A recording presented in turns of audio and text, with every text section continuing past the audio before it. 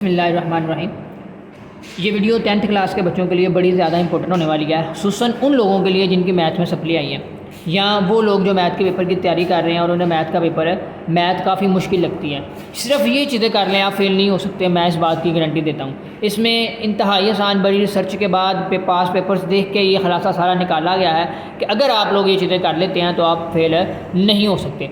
आपके सामने अभी ज़ाहिर हो रही होगी 10th क्लास की 2025 की जो स्कीम है, उसमें आप लोग देखेंगे कि पहले चैप्टर में से 3 शार्ट आ रहे हैं, दूसरे चैप्टर में से 3 शार्ट आ रहे हैं, तीसरे चैप्टर में से 3 शार्ट आ रहे हैं, चौथे चैप्टर में से 2 शार्ट आ रहे हैं जो दूसरा पेयर है, 5वें चैप्टर में से 4 शार्ट आ रहे हैं। ये बात ज़रा काबिल नोट करने वाली है कि 5वें चैप्टर में से 4 शार्ट आ रहे हैं, ये बात आपने जहन में रखनी है। उसके बाद छठे चैप्टर में से 3 शार्ट आ रहे हैं, 7वें चैप्टर में से 4 शार्ट आ रहे हैं, 8वें में से कोई भी नहीं आ रहा, 9वें में से भी कोई भी नहीं आ रहा, 10वें में से 1 शार्ट आ रहा है, 11वें में से 1 शार्ट आ रहा है, 12वें में से 1 शार्ट आ रहा है और 13वें में से 2 शार्ट क्वेश्चन आ रहे हैं। यानी कि 7 में से और 5 में से ये जो 2 चैप्टर्स हैं इनमें आपके पास शार्ट क्वेश्चन आ रहे हैं 4। उसके बाद आप लोग देखें, अगर मैं एक और जो इम्पोर्टेंट चीज़ है, मोस्ट इंपॉर्टेंट चीज़ है इसमें, वो है थ्योरम्स, जिन्हें उर्दू में मसला वगैरह हम लोग कहते हैं और इंग्लिश में थ्योरम कहते हैं। अब आप लोगों ने यहाँ पे ये बात समझनी है कि थ्योरम यहाँ तो आप चैप्टर नंबर 9 का कर लें या 12 का कर लें, बहरहाल इस पर अभी बात करते हैं, मगर आप लोग इस तो आप ज़रा ध्यान से समझना, मैं सर अपने पॉइंट ऑफ व्यू की तरफ आ रहा हूँ। ये पेपर है टोटल आपका 75 मार्क्स का। कितने नंबर का है? 75 मार्क्स का। अब आपने बात समझनी है, ज़रा ध्यान से समझनी है, मेरी बात समझना। अगर आप लोग कोई भी पास पेपर देखो, जिस तरह इस वक्त आपके सामने एक पास पेपर आ रहा होगा, इसमें टोटल आपके पास 8 से लेकर 10 तक डेफिनेशन है, यानी कि 8 हो सकती हैं किसी भी पेपर में डेफिनेशन आप गिन लें, यहाँ 10 हो सकती हैं, 10 से ज़्यादा भी होती हैं, मगर 8 से कम डेफिनेशन नहीं हो सकती। मिनिमम 8 डेफिनेशन होती ही हैं हर पेपर में। तो आप लोग अगर सिर्फ डेफिनेशन कर लें पूरे पेपर्स की, तो हमने 8 डेफिनेशन कहा है, डेफिनेशंस।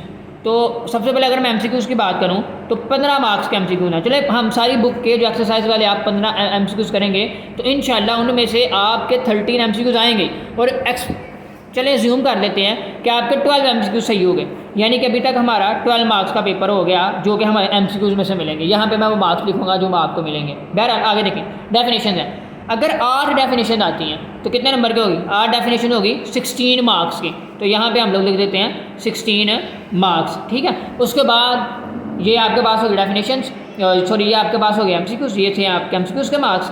हालांकि 15 में मैं उनमें से कम लगा रहा हूँ कि चलो ज्यूम कर लेते हैं, हमारे 3 गलत हो गए।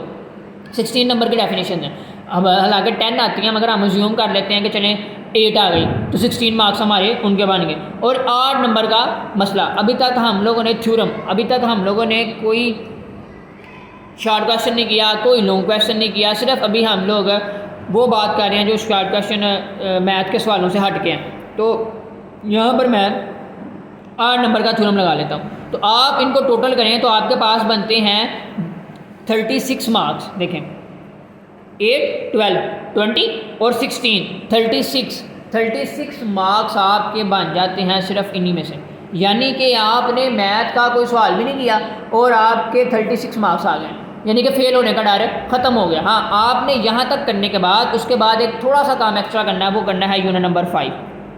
जो यूनिट नंबर 5 है वो इंतहाई आसान चैप्टर है। मैं अगर ये कहूँ कि ये सारी बुक में से आसान 3 चैप्टर है तो इसमें कोई गलत बात नहीं है। जो यूनिट नंबर 5 है उसमें आपके पास यूनियन है, जिसमें ये अलामत इस्तेमाल होती है, ये इंटरसेक्शन की अलामत है। यूनियन है जिसमें ये अलामत इस्तेमाल होती है, इंटरसेक्शन की अलामत है। और कंप्लीमेंट वाला आपके पास होता है जिसमें हमने A-B करना है। ये 3 तरीके आप लोगों ने अगर सीख लिए जो कि इंतहाई आसान है, और इनके साथ आप लोगों ने डी मॉर्गन का कानून सीख लिया तो फिर तो आपके लिए कुछ मसला ही नहीं है। डी मॉर्गन का कानून जो है,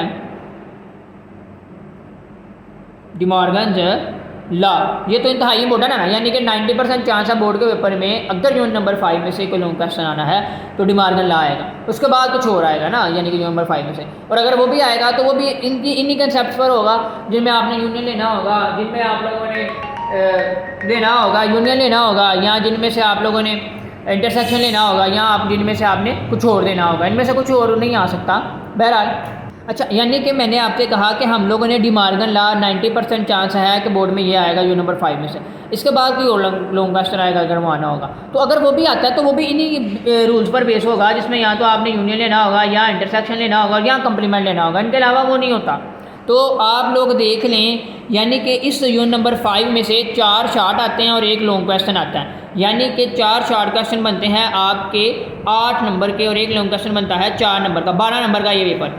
36 और 12 कितने हो गए, 8 4 48 मार्क्स आपके सिर्फ और सिर्फ ये काम करने से होते हैं, जिनमें आप लोगों ने एमसीक्यूज रेडी करने हैं, डेफिनेशंस रेडी करनी है, जो कि 16 मार्क्स की मैं लिख देता हूँ डेफिनेशंस है, इसकी चीज़ का स्क्रीनशॉट ले लें, और आप लोगों ने 8 नंबर का थ्योरम करना है।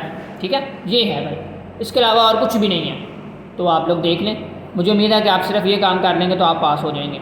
तो अगर आपको ये वीडियो पसंद आई हो या आपके लिए थोड़ी सी भी हेल्पफुल हो तो आप इस वीडियो को लाइक कर दें, चैनल को सब्सक्राइब कर लें, और अगर आपको इसी तरह की वीडियो किसी और बुक के लिए भी चाहिए तो मुझे कमेंट बॉक्स में बता दें, मैं वो बना दूँगा। तब तक के लिए अल्लाह हाफिज़।